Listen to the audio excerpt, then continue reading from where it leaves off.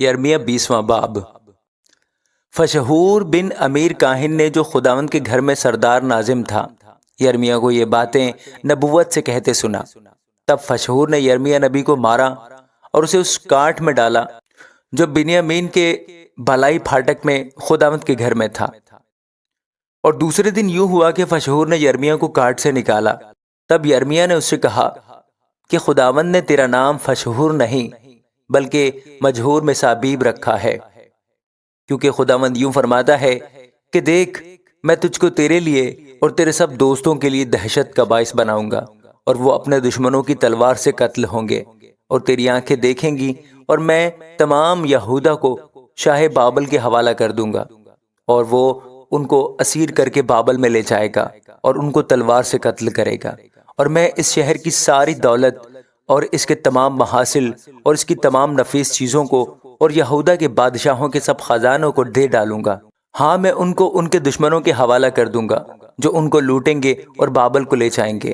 اور اے فشہور، تو اور تیرا سارا گھرانہ اسیری میں جاؤ گے، اور تو بابل میں پہنچے گا اور وہاں مرے گا اور وہیں دفن کیا جائے گا، تو اور تیرے سب دوست جن سے تو نے جھوٹی نبوت کی۔ اے خداوند، تو نے مجھے ترغیب دی ہے اور میں نے مان لیا۔ تو مجھ سے توانا تھا اور تو غالب آیا۔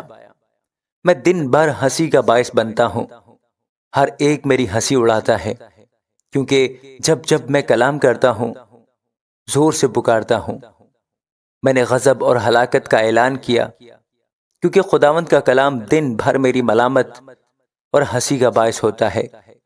اور اگر میں کہوں کہ میں اس کا ذکر نہ کروں گا، نہ پھر کبھی اس کے نام سے کلام کروں گا، تو اس کا کلام میرے دل میں جلتی آگ کی مانند ہے جو میری ہڈیوں میں پوشیدہ ہے، اور میں ثبت کرتے کرتے تھک گیا اور مجھ سے رہا نہیں جاتا، کیونکہ میں نے بہتوں کی تہمت سنی۔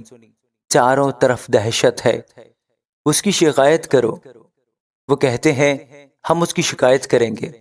میرے سب دوست میرے ٹھوکر کھانے کے منتظر ہیں اور کہتے ہیں شاید وہ ٹھوکر کھائے، تب ہم اس پر غالب آئیں گے اور اس سے بدلہ لیں گے۔ لیکن خداوند محیب بہادر کی مانند میری طرف ہے، اس لیے مجھے ستانے والوں نے ٹھوکر کھائی اور غالب نہ آئے۔ وہ نہایت شرمندہ ہوئے، اس لیے کہ انہوں نے اپنا مقصد نہ پایا۔ ان کی شرمندگی ہمیشہ تک رہے گی، کیونکہ فراموش نہ ہوگی۔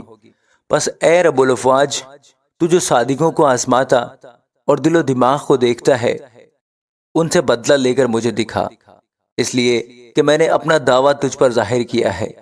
خداوند کی مدح سرائی کرو، خداوند کی ستائش کرو، کیونکہ اس نے مسکین کی جان کو بد کردار کے ہاتھ سے چھڑایا ہے۔